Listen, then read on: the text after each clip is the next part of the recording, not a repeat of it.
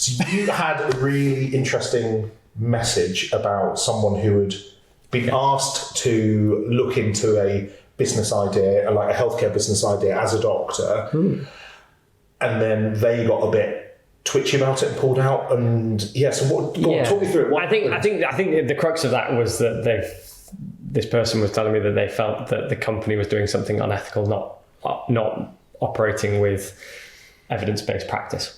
Okay. Which is a simple, fundamental point. It doesn't matter whether you're working in the NHS or outside of the NHS. If you're working as a clinician in the UK, you're still bound by the GMC, and there's good guides to medical practice written by the GMC. So you still have to follow all that stuff. So I think that person was basically saying, I don't really want to be associated with that corporate entity.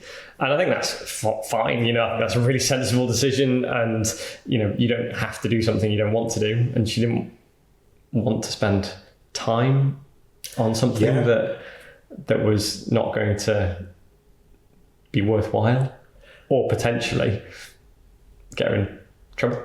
And that's the thing, as you say, if you're investing in, or you're going to invest potentially an awful lot of time into this, it needs to be still fulfill the GMC guidance in terms of is it evidence-based, is it ethical, which sort of, you can't pull them apart. The ethical principles are built into the GMC. Yeah.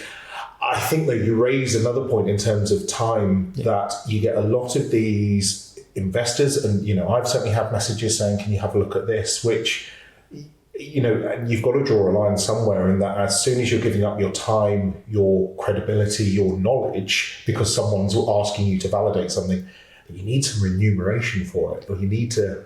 no GP works for free. Exactly. No doctor works for free. And nor should they. Nor should they, absolutely.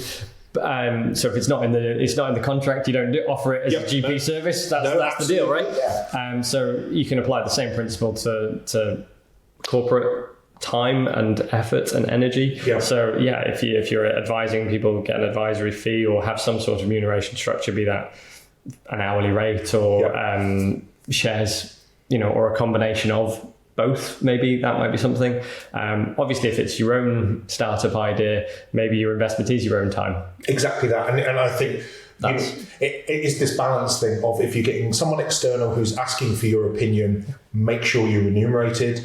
And feel free to say no. I think it's, I remember I had an email back and forth, and they said, we'd love you to give your thoughts on this problem. And I said, that's fine, here's my hourly fee. And then they said yes initially, and then said, oh no, but could you still come to the meeting? I was like, well, no, I've got, I'm not going to, you can't get me for free. No, exactly that. And it's a bit about, just have a bit of, back yourself a bit, that you are valuable. You're a valuable product as a doctor. Yeah. If they're asking your opinion, then actually that shows that you've got value, and don't undersell yourself and don't sell yourself short. And admittedly, it's something that I'm bad at because you feel squeamish about asking it. I think the counter though, that like you take doc sport, yes, we do add in a load of hours behind the scenes, either thinking about it, investing in it, filming, etc., that we're not seeing that money yet, but the idea being that you've got to start from somewhere, and it will be... I think it's that startup kind of process. Yeah. You invest either a lot of money or a lot of time. Exactly that, and it sort of depends, you've got to get remunerated. From that way. I think though it was what's interesting when we were saying about is it a good idea or not, and we've had these not self-doubts but chatting about doc sport about is it a good idea, and we're filming this at the RCGP conference, and from a networking point of view, what's been great is having people who've seen what we're doing come up to us and say thank you, which then made me think about actually that if you as a doctor get approached by an external company saying, we've got this business idea, do you want to help? That actually the benefit that you've got is your network. Yes. So, sort of having a chat through, go on. And even if it's an idea that you've never heard of, having a network that you can say, has anybody heard of something similar? Or you maybe don't publish that publicly, but, you can at least ask people in your network, be it online or in person, and just get a feel for whether or not this is something that already exists. Yeah. You might be being asked about something that already exists, or you might be thinking about doing something. I've certainly had conversations with really bright medical students. Yes. And almost humblingly so in my case. Brighter than us at med school. Much brighter than I ever was at medical school. And they have these fantastic ideas, and some of their ideas are absolutely great, and that's fantastic. They can take those forward, but some of them have already been done. Yeah. And just being able to kind of reflect back that, you know, they've actually just asked the question, is this a good idea? Actually, I think that's already kind of been answered.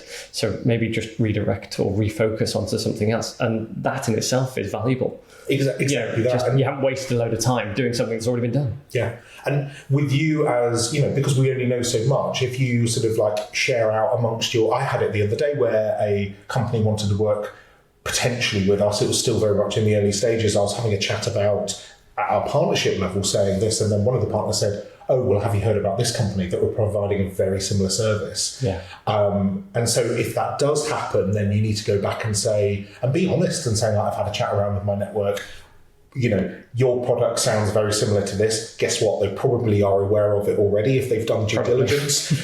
And so actually ask a bit of like, what separates you? Yeah. What makes you special versus this other product? And then take it from there. Yeah. You can usually negotiate a bit more. Yeah, exactly that. So we then got really, so if you are approached to sort of wrap this up from a healthcare, sort of like someone trying to set up a bit, is 1, make it ethical. Definitely. 2, make sure you're remunerated. Of course. And then thirdly, use your network.